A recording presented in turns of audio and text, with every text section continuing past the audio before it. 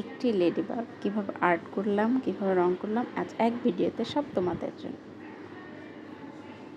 তো সকলকে আমার নমস্কার, বাচ্চারা আমার ভালোবাসানো পাও।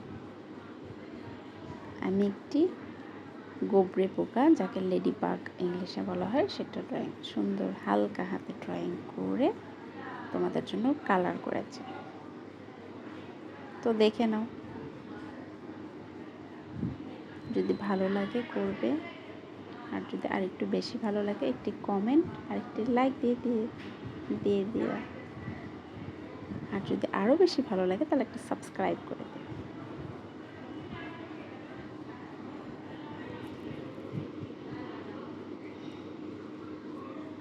এটা সাইন পেন দিয়ে, পুরো কালারটাই আমি সাইন পেন দিয়ে করেছি, যে তোমরা হাতে সচরাচর হাতের কাছেই পেয়ে থাকো। সবার কাছেই কালারগুলো অ্যাভেলেবেল থাকে।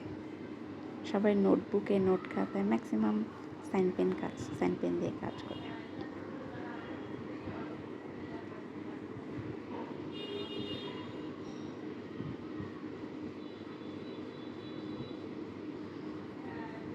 তারপরে পুরোটা সুন্দর করে পেন্সিল দিয়ে করা হয়ে গেলে আউটলাইনটা করে নিই, ব্ল্যাক কালার দিয়ে আউটলাইন করে নিয়েছি।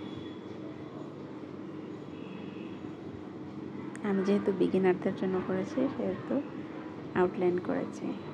এমনি নর্মালি করলে আউটলাইন করতে হতো না, ডিটেলিংয়ে বোঝা যেত।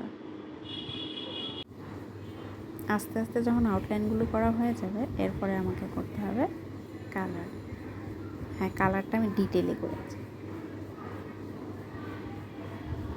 ব্ল্যাক কালার পুরোটা আলোতে আসলে ব্ল্যাক কালার দেখা যায় না, এটা একটু শেড দেয়, কোথাও হালকা, কোথাও ডিপ, কোথাও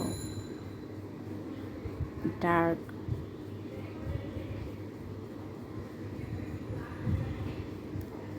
তারপরে এগুলো করার পরে সুন্দর করে লাল কালার দিয়ে পুরোটা করে, লেডিবাগ তো লাল কালারই, পুরোটা কভার করে দিয়েছি। লালের মধ্যে অনেক ডিটেলিং দিতে, এটা আলো ছায়া বোঝানোর জন্য, রিয়ালিস্টিক দেখানোর জন্য বিশেষ করে এই ডিটেলিংটা করা হয়। এই লেডিবাগটা যেহেতু একটু ফুল খাচ্ছে, এটা কিন্তু ফুলের মধু খাচ্ছে।